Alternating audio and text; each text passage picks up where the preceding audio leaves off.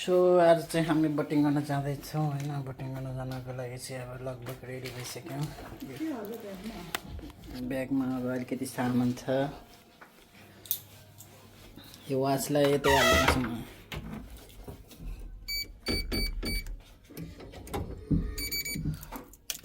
यहाँ सेफमा सामान राखेर होइन।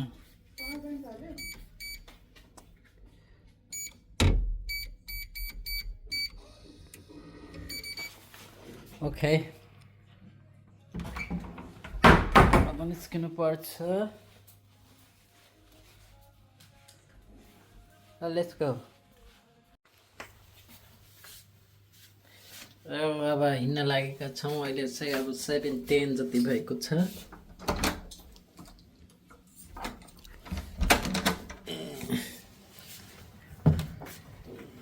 ओके, अहिले चाहिँ म अब आफ्नो स्कुटरमा बसिरहेको। मेरो बुढी पनि यता छिन्।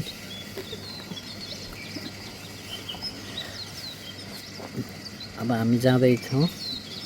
अलिक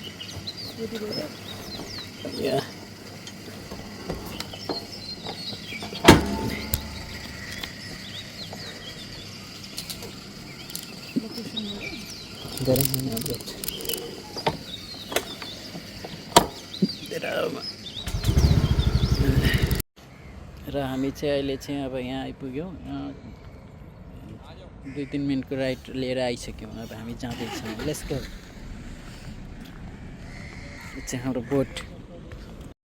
सो यो बोट हेर्दाखेरि चाहिँ त्यस्तो खासै एक्स्ट्रा अर्डिनरी बोट जस्तो देखिँदैन। नेपालकै बोटमा पछाडि मोटर लगाए जस्तो चाहिँ देखिरहेको छ। त्यही पनि हामी आज गोवाको समुद्रमा चाहिँ एक्सपिरियन्स गर्न गइरहेको छौँ कि कतिको मजा आउँछ त्यो चढ्न बोटमा होइन। कतिको रमाइलो हुन्छ त्यो समुद्रमा चाहिँ बोटमा चढ्दाखेरि। त्यो चाहिँ हामी एक्सपिरियन्स गर्नेछौँ। अलिअलि एक्साइटेड पनि छु म है। के गर्छ बस अब यतातिर चिसो खतर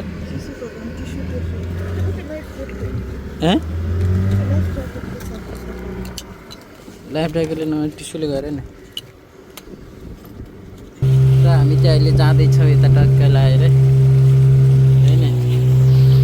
यता चाहिँ के रहेछ र हाम्रो जर्नी सुरु भइसकेको छ। बोटमा चढिसकेको छु। बोट हिँडिसकेको छ र बोट चाहिँ अहिले ल्यान्डको साइडमा हिँडिरहेको छ है। एकदम राम्रो सनराइज देखिरहेको छु। म अझ एक्साइटेड छु अझ के देखिन्छ भनेर है। यो त उसको लागि होला कि लेभल गर्नको लागि।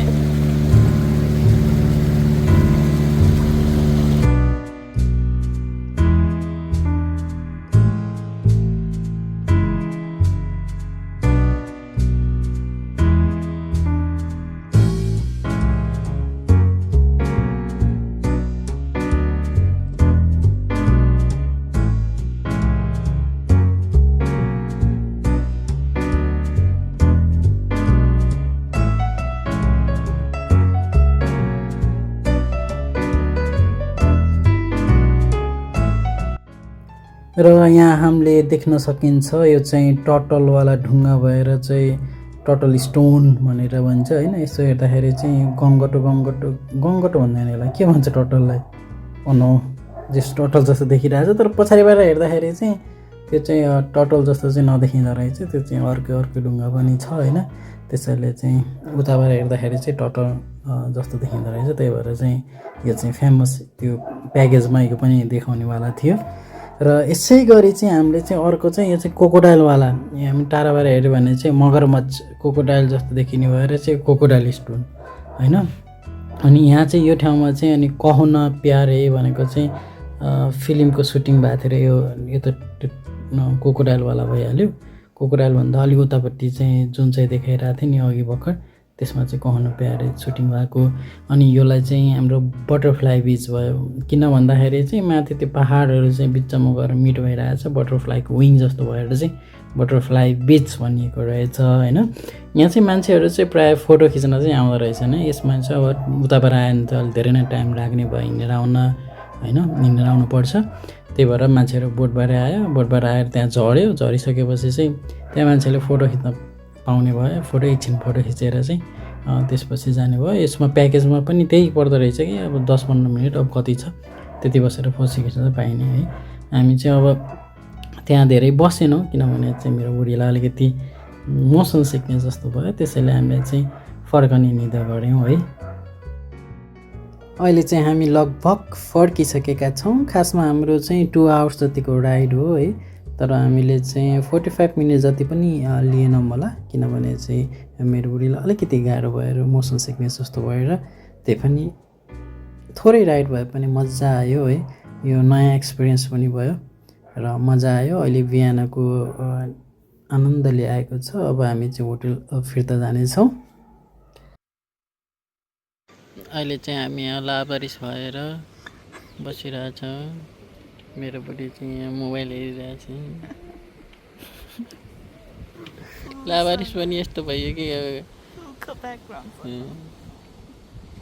लावारिस पनि यस्तो भयो कि न बाहिर जान मिलिरहे, न यहाँ स्विमिङ होला मिलिरहे, न रुम जान पाइरहेछौँ। माथि यसो रेस्टुरेन्ट हेर्न गएको मान्छे पनि कोही थिएन रेस्टुरेन्टमा, सबै तल मात्र रहेछन्। अनि एकछिन वाक गऱ्यौँ यहाँतिर, यहाँ वाक गरेर एक राउन्ड हाने सक्यो।